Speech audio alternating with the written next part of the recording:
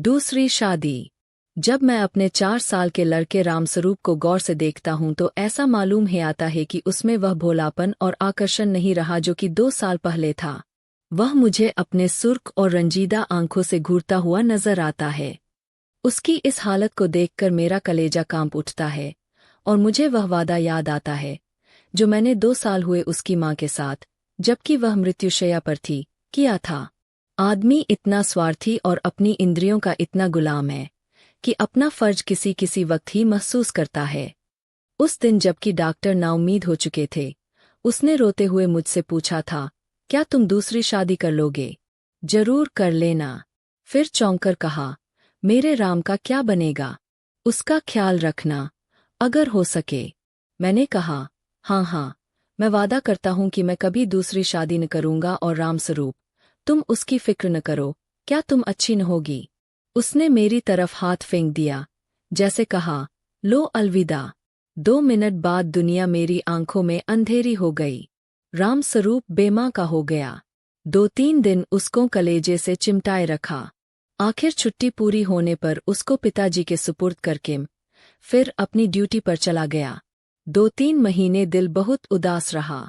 नौकरी की, क्योंकि उसके सिवाय चारा न था। दिल में कई मंसूबे बांधता रहा।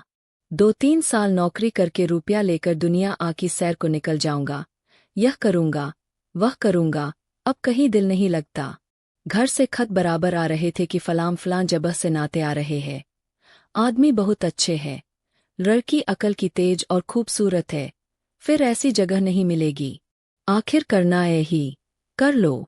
हर बात में मेरी राय पूछी जाती थी, लेकिन मैं बराबर इनकार किए जाता था। मैं हैरान था कि इंसान किस तरह दूसरी शादी पर आमादा हो सकता है, जबकि उसकी सुंदर और पतिप्राणा स्त्री को, जो कि उसके लिए स्वर्ग की एक भेंट थी, भगवान ने एक बार छीन लिया। वक्त बीतता गया। फिर यार दोस्तों के तकाजे शुरू हो गए। कहने लगे, जाने भी दो, औरत पैरह की जूती है, जब एक फट गई दूसरी बदल ली। स्त्री का कितना भयानक अपमान है, यह कहकर मैं उनका मुंह बंद कर दिया करता था। जब हमारी सोसाइटी, जिसका इतना बड़ा नाम है, हिंदू विधवा को दोबारा शादी कर लेने की इजाजत नहीं देती तो मुझको शोभा नहीं देता कि दोबारा एक कुंवारी से शादी कर लूं जब तक यह कलंक हमारी कौम से दूर नहीं हो जाता। मैं हरगिज, कुंवारी तो दूर की बात है, किसी विधवा से भी ब्याह न करूंगा। ख्याल आया, चलो नौकरी छोड़कर इसी बात का प्रचार करें, लेकिन मंच पर अपने दिल के ख्यालात जबान पर कैसे लाऊंगा? भावनाओं को व्यावहारिक रूप देने में, चरित्र मजबूत बनाने में, जो कहना उसे करके दिखाने में हमें कितनी कमी है, यह मुझे उस वक्त मालूम हुआ जबकि 6 माह बाद मैंने एक कुंवारी लड़की से शादी कर ली। घर के लोग खुश हो रहे थे कि चलो किसी तरह माना। उधर उस दिन मेरी बिरादरी के 2-3 पढ़े लिखे रिश्तेदारों ने डांट बताई, तुम जो कहा करते थे मैं बेवा से ही शादी करूंगा, लंबा चौड़ा व्याख्यान दिया करते थे, अब वह तमाम बातें किधर गई?